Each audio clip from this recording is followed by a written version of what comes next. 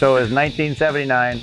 I was racing motorcycles and getting hurt a lot, and racing and painting helmets. And for the first time in my life, I was kind of going, oh, maybe this helmet thing will work out. Basically, I was on this path to try to make my own visors here because I knew everybody wanted something a little different. There were a lot of ugly visors out there, and I think adjustability would be really cool. And so I had this idea that I was going to learn how to vacuum form plastic. And then really it came to Larry Brooks' helmet, and he was really good friends, hanging out with him a lot, and he was on the up and come. And I painted his helmet like Eddie Van Halen's guitar, and he got a new, I don't remember if it was a Shoei, but it had big vents in the front of it, and the visor had holes up in the front.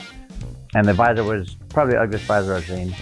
And he couldn't adjust it. And he's like, how do we fix this thing? And I'm like, oh, I'll make your visor. I'm making one or two of these things here. Yeah, like you try to make the helmet super cool, and then you're like, oh, I gotta put this ugly visor back on this thing.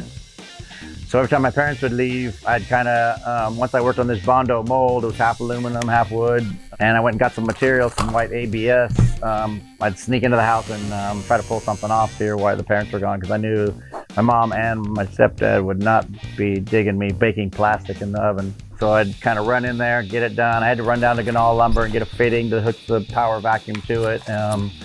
Got some gardening gloves of my mom's, I think, in the garage, because the first time I heated up the plastic, it got a little, I had the oven up way too hot and it melted, so then I was scraping the grill off a little bit. And so all the visors that came out were all a little bit cockeyed, and there was definitely some I'm like, fuck, gotta throw that one in the trash here.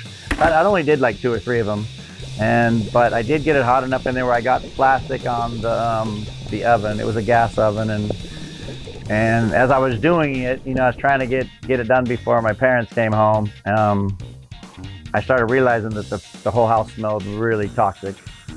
Carrie came home, and Carrie, my sister warned me first, I think, and said, oh my God, the house stinks. And she was like, so I stupid, but I'm like, my fingers are hurting. And so I was in the oven trying to get shit out. I put a quarter in the oven, then put it on the counter. I heated up the quarter and said, hey, is that my quarter? And she grabbed it. And she said, yeah! Doesn't have nothing to do with this, but I just remember it because my mom got mad at me there too. Like, and then you burn your sister? Well, she was giving me shit because I burned my fingers. So I had to teach her a lesson. I realized the fumes are pretty bad here, and I already, been in trouble getting overspray over my dad's green new Cadillac, metallic green that he special ordered. I was spraying helmets at the shop, clearing them, and he got this brand new Cadillac, and I kind of toasted it with some Emron clear, and I spent quite a few nights buffing it all back out, and I knew I was kind of on my last legs, because I just keep, I keep painting everywhere, and fumes were going everywhere, and now with the visors and friends dropping stuff off in the middle of the night, and I knew my racing, I'd still kind of knew my racing career wasn't going to make it, so then I started partying a little harder, so that wasn't good either. So I had like a whole bunch of bad combinations happening at once. But I knew that I might be able to make a living. My stepdad always said, you're never going to make a living painting helmets, and so when he told me that, I was like, oh no, I really want to prove him wrong, so that was, I want to thank him for that. There's times in your life where you go, whoa, maybe I can, maybe this is going to work out somehow, always that little bit of hope to keep pushing you forward.